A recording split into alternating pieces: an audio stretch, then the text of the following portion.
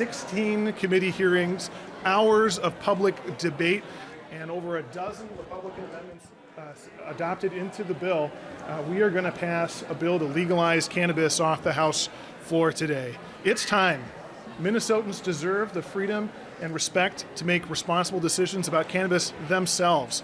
Our current laws are doing more harm than good, and Minnesotans want a cannabis policy that makes sense and adapts to the modern world. And so I'm excited for the bill to pass today. Excited to take some questions first. Representative Hansen's going to speak. Thank you, everybody, and good morning. Thanks for being here for such an important day. We're looking forward to a really great day on the House floor today. As most of you know, I've been a leader in the cannabis community for a number of years, before and during my time in the legislature. And last summer, I told voters if they wanted to see legal weed in Minnesota, to send Democrats back to St. Paul to get the work done. And we stand here ready to deliver on the will of Minnesotans.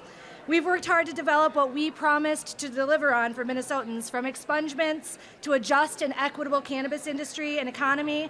And today's bill is a reflection of thousands of Minnesotans' voices, every state agency, a diverse group of stakeholders, ranging from medical professionals to law enforcement to labor unions and more. This bill is a case study for what it looks like to do good public policy alongside community, both in its development and in today's actions. Prohibition, we know, has caused more harm than good, and the time has come to bring it to an end. We know that it was put in place to intentionally harm Black and brown Americans, and it has been far too successful, and the time to end it is now. Today's work focuses on justice, on reconciliation, on reparation, innovation, and meaningful social change that Minnesotans have been calling for. And I'm excited to debate this bill alongside the many other great bills that are on the floor today. And I want to thank Chair Stevenson and all of our past authors, really, and the community, because the collaboration that's gone into this bill is exactly what we want to see out of a responsible government. And this is what it looks like to engage in the politics of care, to care enough to listen, to care enough to engage, and to do some really exciting work on the floor today. So it's an honor to be here alongside my colleagues, and thank you all for being here today. Happy to take questions. It was mentioned today by one of your supporters on the bill. That would be Nolan.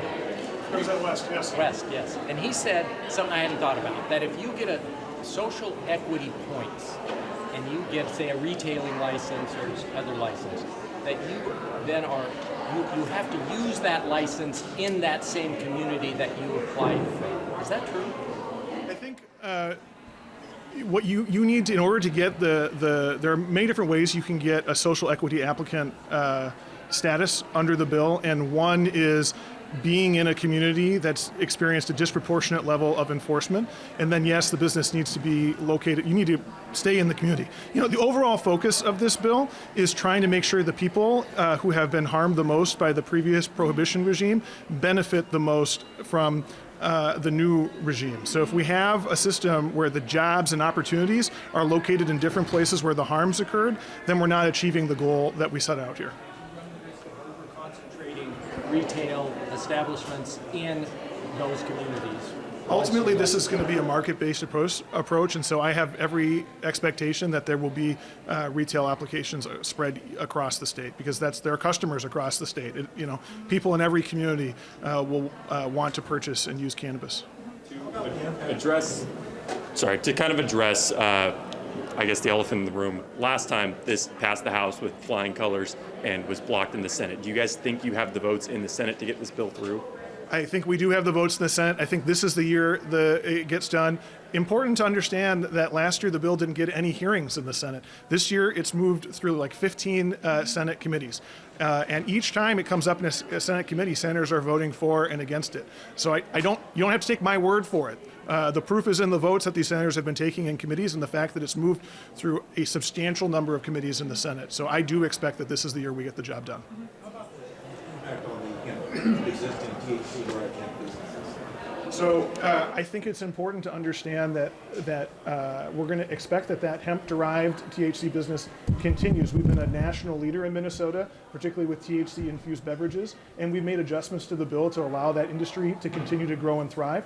But Minnesotans expect good consumer protection. They expect good regulation of that industry as well. And so we're going to make those changes, and that costs money, and so we're going to have some tax implications as well. But we do expect that hemp-derived industry to continue to grow and flourish in Minnesota. It's proven to be popular. Minnesotans want it. Seems like it's inevitably going to go to conference committee after the Senate likely passes their version this Friday. How do you envision that going, and are there significant differences between both bills at this point that will take some ironing out in that setting? You know, a conference committee is a really normal feature of legislative activity. I think on the floor session that just happened here, we sent like 2 or 3 budget bills to conference committee, so it's no surprise we're going to have a conference committee on a bill as big and meaningful as the cannabis bill. There are differences between the House and the Senate, but Senator Port and I have a very good working relationship, and I have every confidence that we'll be able to resolve those and bring a bill back for final passage in short order. Anything significant that you think the House does better? The whole bill's better. Come on, it's the House. Is there enough money in here for law enforcement to help with the added issues of more people driving high? Yes, there is additional money for law enforcement, both in the drug recognition experts. We also have an oral fluids pilot. There's other law enforcement grants in the bill. I think that we've adopted the amounts that were requested in committee by people who were advocating for that. And so, yes, I do think there's sufficient funding in the bill. Are you flexible on the tax rate at all? The Senate's bill is 10%. Yeah, I think we're going to have a good discussion about that in conference. Our caucus's position, the House position, has always been that the bill should be self-supporting and no further than that we're not legalizing cannabis to pay for other aspects of government, and we'll continue to push for that position in conference. Do you guys plan to push for some of the accommodations you made for the hemp-derived industry in conference committees? Yes, I think that there's actually pretty broad consensus among both the House and the Senate that we value that hemp-derived industry and want it to grow and prosper. So I think we'll look at how we can make sure that we're doing that and take the best of both the House and the Senate language to achieve that goal. How do you see working with Republicans in that space? I know Representative West earlier said, he'd like to get the bill to a place where there's broad Republican support, signaling that there could be such a thing. How do you envision that process? So as the bill has moved through committee, I've had really good and productive conversations with Republicans. As I mentioned at the outset, we've taken over a dozen Republican amendments on this bill in the committee process. We'll take more on the floor today, I'm very confident. And so this already is a bipartisan bill in terms of the substance. I expect that there'll be some Republican support today, and we'll continue to work to make it bipartisan. This shouldn't be a partisan issue. Representative Stevenson, there was a statement made this morning about the number of drug recognition experts that you can buy with the money. Can you tell us if there's a number and what that might be? I would have to go back and look at the fiscal note to get the number. What I think is interesting is that the number that's in the bill now, $10 million in the first year, $5 million ongoing, is the number that was requested by Representative Novotny and offered in his amendment, was offered by other Republicans in other committees. So when we adopted the appropriation amendment in Ways and Means, those are the numbers I used, and now on the floor they're asking for twice as much. So I kind of think that no matter what number I put in the bill, they would have come in and asked for more on the floor. Is it more than 5? More than 5 people? Yes. Yes. In the local control aspect, Republicans voiced some concern about communities not having as much of a say as they want. You know, I would push back on that. I think that there's a lot of local control in this bill. There's zoning, there's the ability to have licenses, there's the ability to keep this retail establishments away from schools and playgrounds and so forth. What we're not going to have in this bill is an opt-out. We don't want whole cities, whole counties opting out of the cannabis bill, because if we allow that, it just gives space for the illicit market to grow and thrive. There's demand for cannabis across the state. We're going to make sure that the cannabis supply is across the state as well. Expand. The timeline of what's next. Do you have like a date or timeline in mind? Like we need the Senate to vote by this day, we need conference to start by this date in order to get this done in the next 4 weeks? Session adjourns on May 22nd. Can you talk about the timeline to, when a Minnesotan might be able to purchase legal weed? So cannabis will be no longer illegal this summer, right? The criminal aspect of it falls away this summer. The regulation, rulemaking, and licensing process will take many more months beyond that. You will, of course, also be able to home grow starting this summer. So it will be a while before Minnesotans can expect to see a dispensary open up in a community, but it will no longer be illegal, this summer.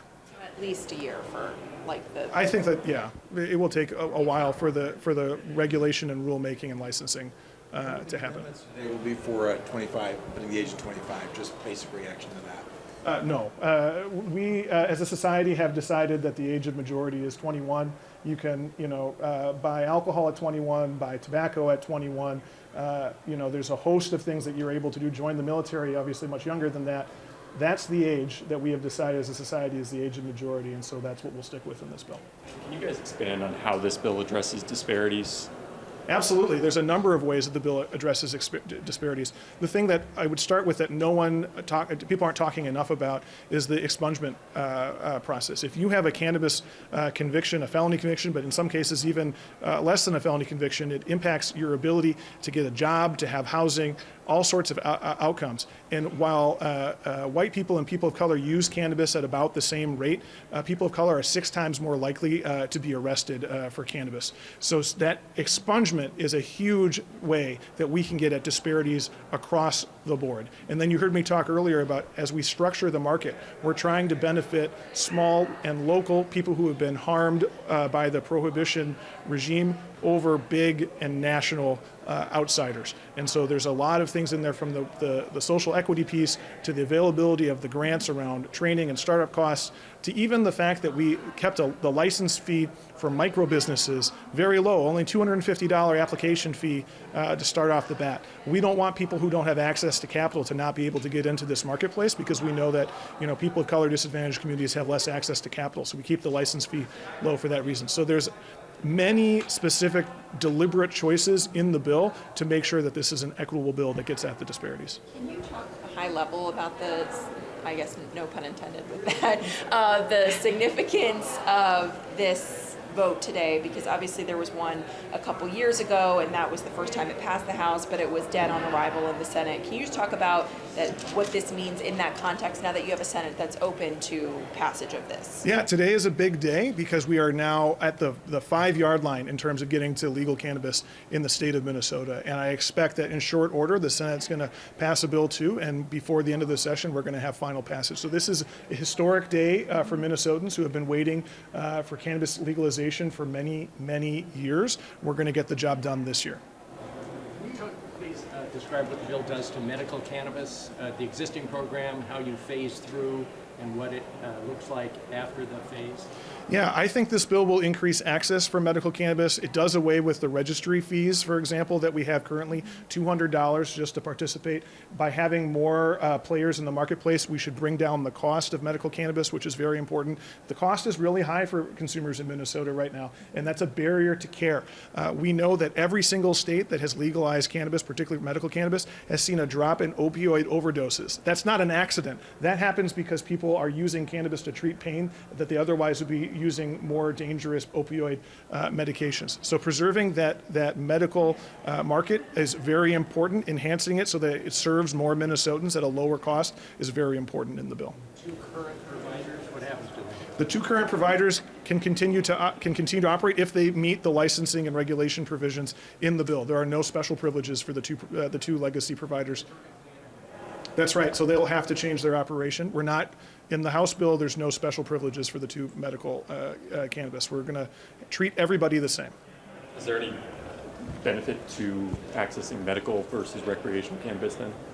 So it's important to keep the medical program alive for various reasons. One is kids use medical cannabis. Cannabis is an effective treatment for kids with seizure disorders. And obviously we're not going to allow kids to buy adult use cannabis. The age is 21. So we need to keep the medical program alive for them. And also it's worth saying that a lot of people have been using the medical program for many years now. They have products that they're familiar with that meet their needs, and we want to keep those products on the market so they can continue to get the treatment and care that they are accustomed to.